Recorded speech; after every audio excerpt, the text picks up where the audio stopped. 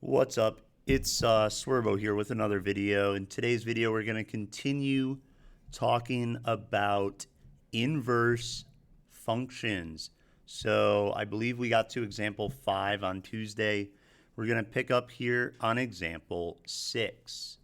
So if I look here, let's see, let's plug in some values. So I'm going to pick specific values to plug in, and it might make sense of why I'm choosing these. If not, it's okay. So I'm going to start with -4, then I'm going to jump to 0, then I'm going to jump to, oh wait, hold on. -4, let's do -3. We'll do 0, and then we'll do 5. And, oh, what the hell, one more. Let's do 12.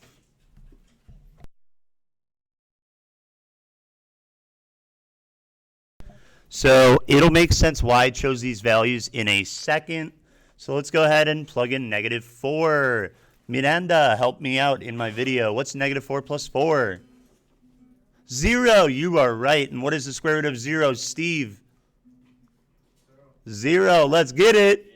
Alrighty, -3, let's plug in -3. Jamil, what's -3 plus 4? I don't know.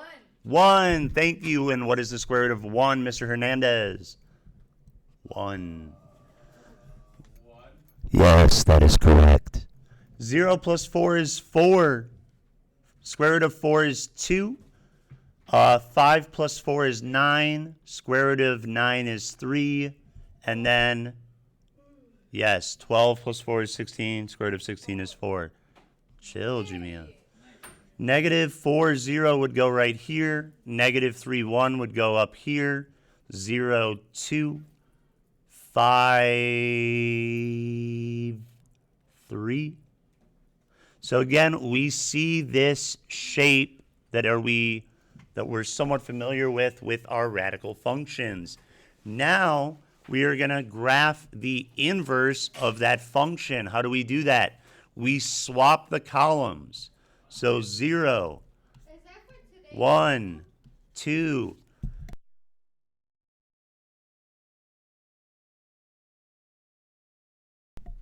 Anyways, sorry about that. Had to pause the video. Anyways, I switch this, and then I switch the outputs. Language, please. Don't ruin my video with your language.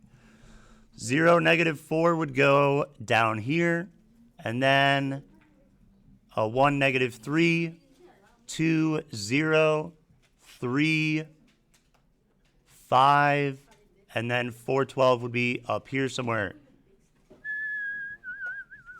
Again, it looks like this. Notice, like we talked about last time, the inverse of any function will be reflected about the line y equals x.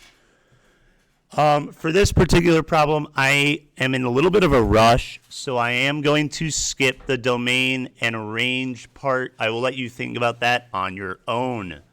All right, let's get down to the nitty-gritty. It says to find inverse functions algebraically, interchange x and y and solve the equation for y. So, what I'm going to do is I'm going to rewrite this equation, but where I see a y, I'm going to rewrite it as x. Where I see an x, I'm going to rewrite it as y. Now, I need to solve for y. So, this is a literal function, or a literal equation, an equation with more than one variable. I'm trying to solve for y. Subtract 12 from both sides. You would get 3y equals x minus 12. Next step, divide both sides by 3. Now I get y equals x over 3 minus 4.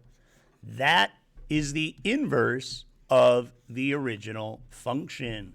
If you don't believe me, you can compose both functions and you will get x. Alrighty. Let's do the next one.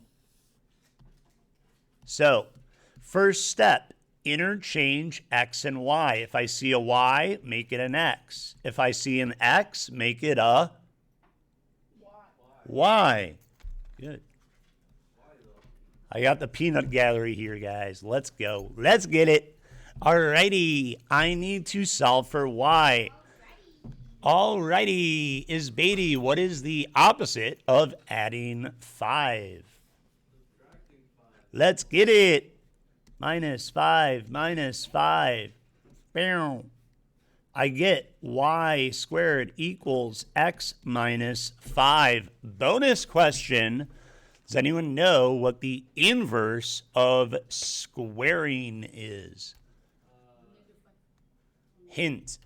No, wait, I got it. It has the word square in the name. Wait, hold on. Square root. Square root is correct. We will square root both sides. Square root both sides. I get y equals the square root of x minus 5. Again, these two functions are inverses. Let's do one more, and then I will leave the rest for you to do. I'm going to skip C because that's easy. It's child's play. Let's do D. First step, what do? Interchange what? X and y. So I see a y, I make it a x. All right, next step. Add 6 to both sides. X plus 6 equals 2y cubed. Next step, divide both sides by 2. Divide by 2, divide by 2. I get y cubed equals x plus 6 over 2. Double extra super bonus point. Anyone know what is the inverse of cubing? Not the square root, but the